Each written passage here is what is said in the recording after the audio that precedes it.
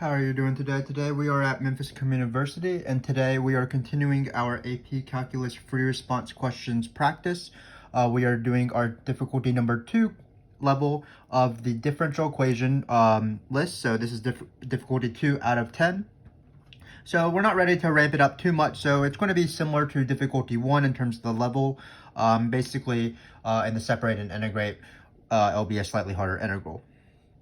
So let's get going. Again, before you watch this video, if you want to, you can consider watching our other videos on each topic of the differential equation free response questions that is in our channel in a playlist called Diff EQ, I believe.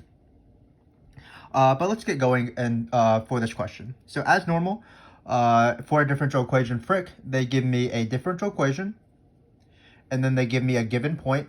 That given point is going to be used throughout the question, as well as, of course, the differential equation. So we have 4 questions, and let's get going. The first one looks like it's a slope field question. So again, I call this the dot question, where we're going to be drawing on these dots the slope at that point for each of these 9 dots. So let me remind you what the derivative is, the differential equation is. Again, you use this differential equation in every single part of this free response question, as we'll see. So basically, again, what we're going to do is we're going to take each of these points and the coordinates of these points, so the x comma y, and what we're going to do is we're going to plug in x comma y into this differential equation. We're going to find a slope, and then we're going to draw a little line with that slope to represent the slope at that point, sorry. So we have 9 points here, so it might seem kind of annoying to do all 9 points individually. We do have to do a slope for each of these 9 points, but we can be clever and we can group them together to save a little bit of time. So because in this function the cosine is more complicated than the squared, I think it might be prudent to group all the columns, so all the x's that are the same. First do, for example, this column, then do this column, then do this column. So let's do that. So the first thing is we are going to plug in 1 comma 1, then 1 comma 2, then 1 comma 3. But when you plug in 1 into this differential equation, remember that cosine of pi is equal to -1. So you're going to get -1/2. So just for this part right here, and then we plug in a y. So let's plug in, for example, let's do this point right here, 1 comma, it looks like this is 1 comma 2. So when we plug in 1, again, we're going to get -1 because it's cosine of pi times 1/2. So it's going to be 1/2 times -1. And then when we plug in 2, 2 squared, of course, is 4. And then 4 divided by 2 is 2. So we can write this out. So 2 squared was equal to 4. And then 4 divided by 2 is 2. So you're going to end up with -2. So -2 slope isn't a perfect 45. It's a little bit steeper. I messed up in my last difficulty question on this question. So hopefully I will be able to redeem myself here. But this is what the slope looks like at this point. So again, let's just keep going along this column. So when you plug in 1 comma 3, for example, it's going to be still -1/2 for this part right here. And then when we plug in 3, it'll be 9, so we have -9/2. -9/2 is going to be a steeper negative slope than the -2 one. So we're going to try to draw it a little bit steeper. And then finally, let's plug in 1. So when you plug in 1, you'll get -1/2 times 1 squared, which of course is 1. So in this slope is going to be, I believe, -1/2. That's going to be a flatter slope than this one right here. So I think it's going to be something like this. And that's the slope. So let's practice with the slopes along the y-axis. So in this case, cosine of 0 is equal to 1, which means that it's going to be 1/2 times 1 times 2 squared and 1/2 times 3 squared. Sorry about that. So again, we're plugging in x is equal to 0. So for example, in this point right here, it's 0 comma 1. So we're going to get cosine of 0, which is 1/2 times 1 squared. It looks like we're going to get the slope of 1/2. So that's going to be this slope, but actually the positive version. Let's try it again. So when we plug in 1 comma 0 comma 2, sorry, you're going to get, it looks like it's going to be 1/2. So I'll write it on the side, 1/2 times cosine of 0 times 2 squared. Well, that's going to be 4 over 2 because cosine of 0 is 1. So that's going to be 2. So this is going to be 2. So it's going to be steeper than this line, which was 1/2. So it's going to be a little bit steeper. And then if you want to verify, this one is going to be similar to the negative 9/2. It's going to be actually just positive 9/2 for this slope. Great. Let's do these. So these will still have the same y values when you plug in -1 for x. But when you plug in -1 for x, remember that cosine of negative pi is the same thing as cosine of pi on the unit circle. So on the unit circle, cosine of pi is the same thing as cosine of negative pi because you get to the same point, which means that these slopes are actually going to be equal. And this is what I'm talking about in terms of using previous slopes or using groups of slopes to do these slope field as efficiently as possible with our time. So these slopes are going to match this. And here we have the rare instance where we had no zero slopes. So again, if you didn't know, I created these free response questions. Usually when the AP creates the free response questions, there will be zero slopes. But in this case, we didn't have it, and it's fine. This AP question should resemble, this question that I created should resemble AP free response questions on the actual AP exam. But in this case, there were no zero slopes, which is perfectly fine. So this is how you do slope fields. It is a pretty annoying process. Just go slowly at each point, and you can group points so you don't have to do these points in order. For example, we did the points one column at a time, and it seemed to be easier because this column had the same slopes as this column. So that's slope fields. Let's move on to something more interesting. Let's do equation of the tangent line. And this is tangent line approximation. But remember that for the equation line, tangent line, said tangent line a bunch of times. So again, this is tangent line approximation, but remember that for tangent line approximation, you first want to find the equation of the tangent line, which is what they ask us to do first. So anytime I have a tan line equation, what I think about is I need a point and a slope because it's a line where the slope is the derivative. So this is going to be the derivative. So we do need a point. It looks like we have the x-coordinate, and we actually have the y-coordinate. So remember that this given might be above section A, and then part B might be on the next page or might be below the page. So just be wary that we're going to be using, again, this differential equation and this point for every single question. So just keep referring back to the givens as often as possible throughout each question in this free response. So the point's going to be 1, 2, and then the slope is going to be the derivative. So we're going to plug in 1, 2 into this derivative. So here our point's going to be 1, 2, and then again our derivative. We do not need to actually find the derivative because the derivative is given right here. So all we have to do is plug in 1, 2. So we're going to plug in 1, 2. So let me rewrite the derivative real quick. Times y squared. I'm going to write this vertical bar notation, which just basically means I am plugging in 1, 2, 1 for x and 2 for y. Let's do that. So we actually did that as we were doing the slope field, so it shouldn't be too bad. It's 1/2. Cosine of pi is -1 still.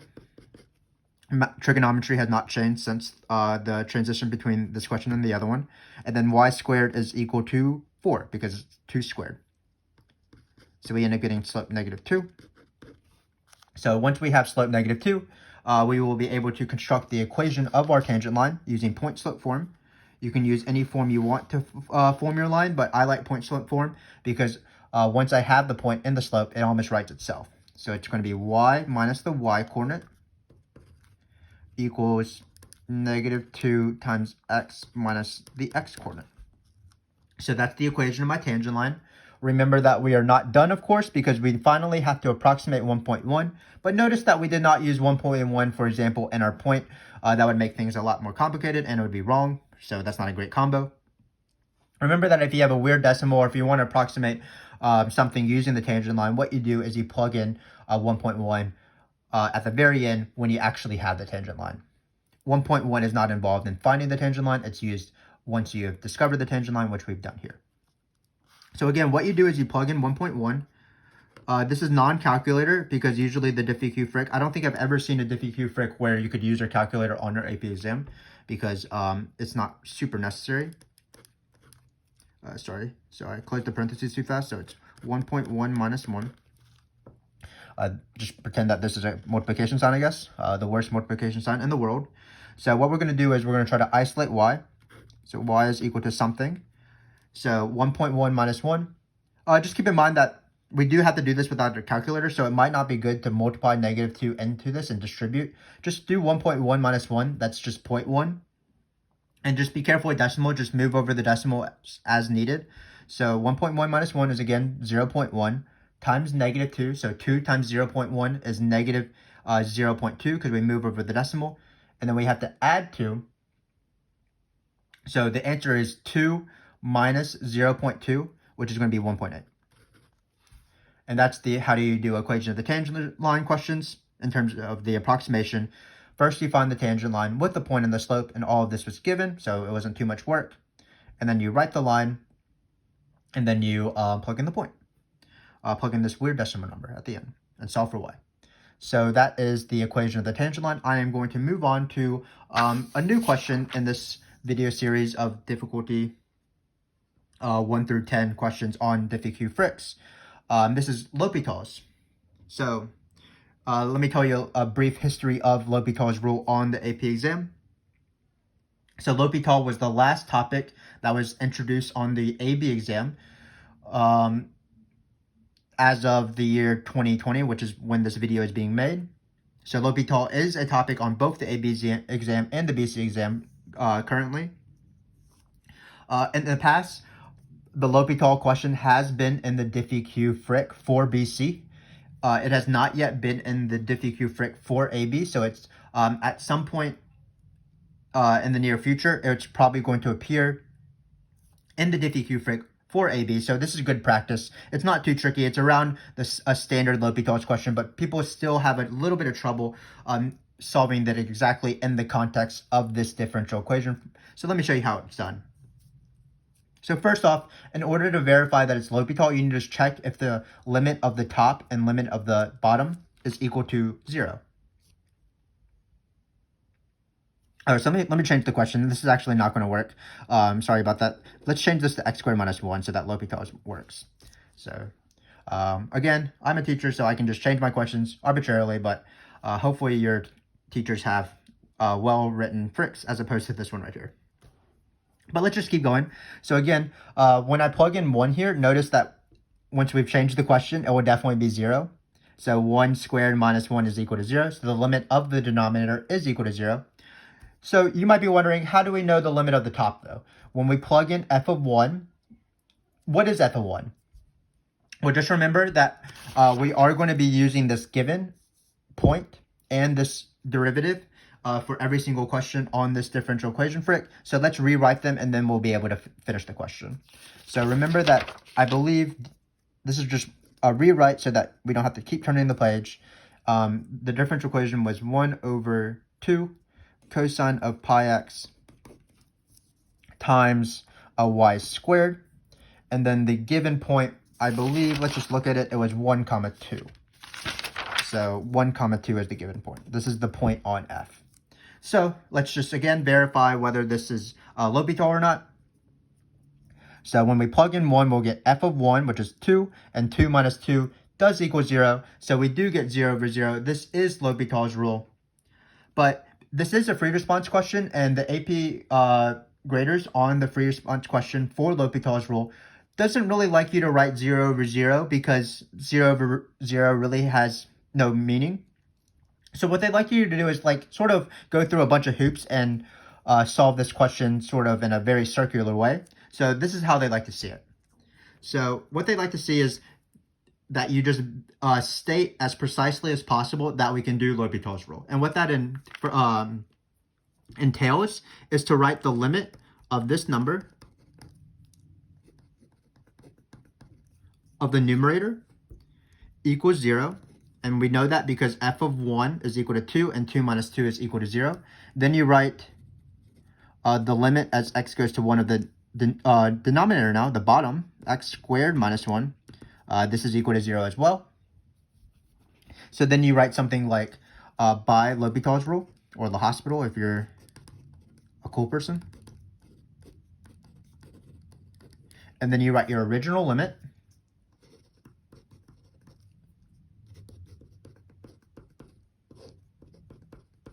And then you're going to write your new limit with derivatives now. So this is the ratio of the derivatives. So let's take those derivatives. Let's L'Hopital if you want to turn L'Hopital into a verb. So we're ready to L'Hopital. The derivative of f of x is f prime of x, of course. The derivative of minus 2 is 0. That's lovely. And then the derivative of the bottom using power rule is 2x. So before we take this, finish this limit, let me describe again what I call the precise way to do L'Hopital's rule, or the free response way to do L'Hopital's rule. So what you have to do to justify, to get full credit, you have to write the limit as x goes to the number, which in this case is 1, of the numerator equals 0. Then you have to write the limit as x goes to 1 of the denominator equals 0. You have to state the words by L'Hopital's rule, and then you write the original limit equals the new limit of the ratio of the derivatives. So notice there's 4 different limits. Limit of the top equals 0, limit of the bottom equals 0, original limit equals new limit with derivatives. And they do want you to put limits for each of these 4 spots. But now we're ready to do L'Hopital's rule. So we did take the derivative, so all we need to do is plug in 1.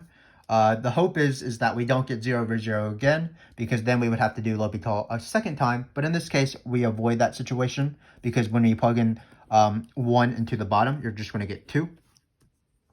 So now to finish this part C, all we need to do is find f prime of 1, which is the derivative. You might be wondering, well, where's f prime of x? I don't really see it. Well, of course, you use the differential equation. So this is the first time we're using the differential equation in this frick, and you use it for each subpart. So we're going to plug in 1 into x, and then you might be imagining, well, what do I plug in for y? Because it only says x goes to 1. Well, you plug in 2. You plug in 1 for x and 2 for y using the initial condition. So again, just keep in mind that as you do this free response question, you're going to be using the differential equation and the given a number of times. So let's do that on the side. I think we've already done this one, but we'll do it again. So when you plug in 1 comma 2, you're going to get 1/2. Cosine of pi is still -1. And then 2 squared is equal to 4. So this was -2 from before. So I think this was the same point right here, -2. So great. The numerator will be -2 then. The limit of the numerator of the derivative, f prime, will be -2. And then this answer is -1. So again, the L'Hopital question might not be in the differential equation free response question. But no matter where it is on the free response section, and it usually is on there every single year now because it was introduced so recently, you have to write it in this format. Limit of the numerator equals 0, limit of the denominator equals 0, by L'Hopital's rule, original limit equals new limit. And in this case, just be wary that to find f of 1, you use the initial point. To find f prime of 1, you use the initial point along with the differential equation, because the differential equation is the derivative. So let's move on though, because I am ready for the main attraction. The main attraction, of course, is D. It says using separation of variables, we are going to try to solve this differential equation with this initial condition from before. So let's write out this differential equation again. Again, I would like to stress that if this were a real AP exam question, this one would probably be worth 5 points out of the 9 points. So it is quite significant. And I would highly suggest watching our separate and integrate video, because we do a lot of practice on separate and integrate. But for now, let's do this one. So the first step, as the sort of the not the acronym, I guess the phrase implies, is to separate. And what separate means is to take everything with y's to one side and everything to x's to another side. So how it works is that this dx will always go to the right by multiplication. So it's going to be cosine of pi x times dx. This y squared, be careful, is getting multiplied right now. So to take it to the other side, we would want to divide it. So it becomes dy over y. Great. We do have an option of bringing either the 1/2 to the left or the right, or keep it on the right, but I like to keep the 1/2 on this side because I find it easier to deal with it on the x side. So I'm just going to keep it right there.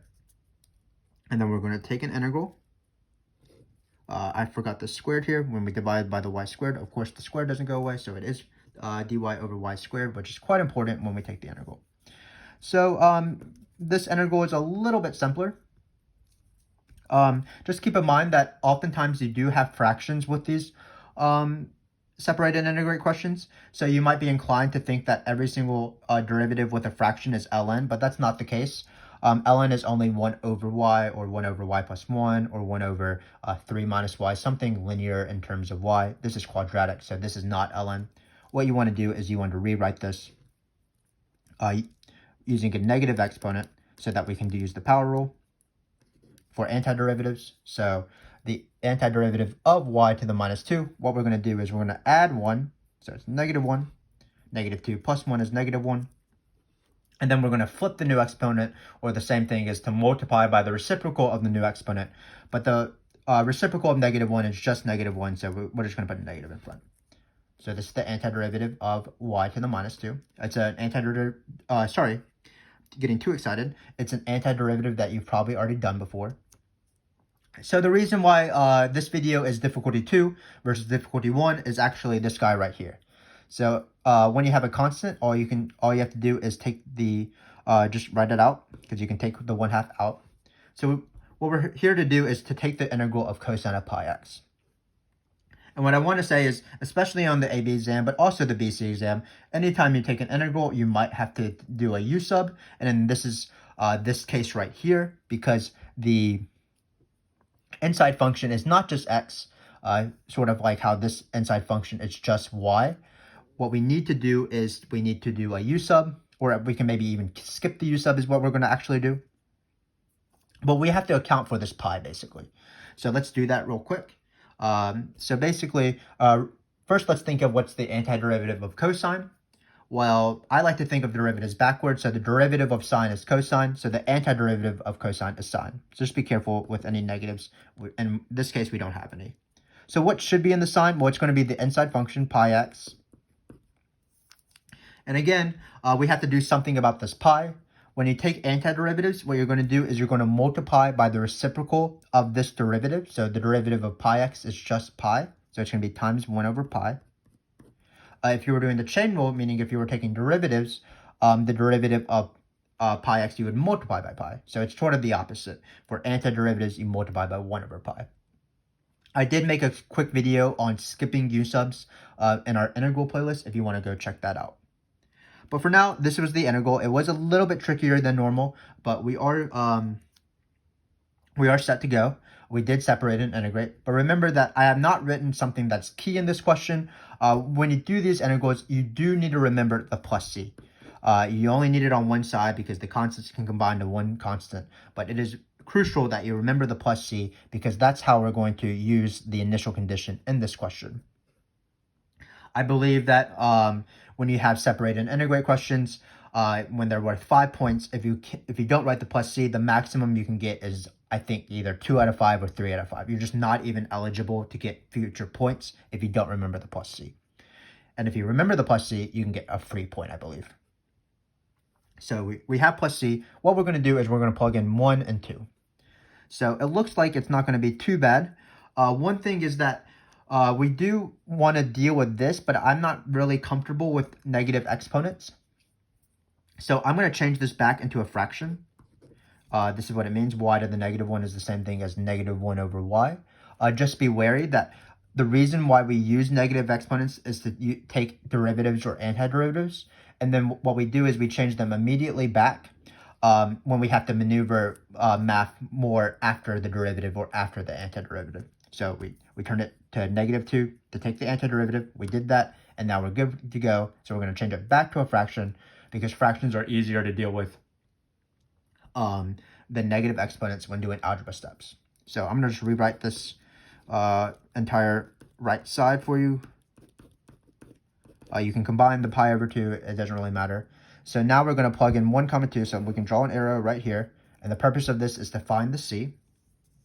So let's do that. Negative 1 over y. Actually, negative 1 over 2. I don't want to rewrite this again, so hopefully you can tell that this is a 2. This is the perils of writing in a pen. But this is negative 1 over 2 because, again, we're plugging in 2 for y.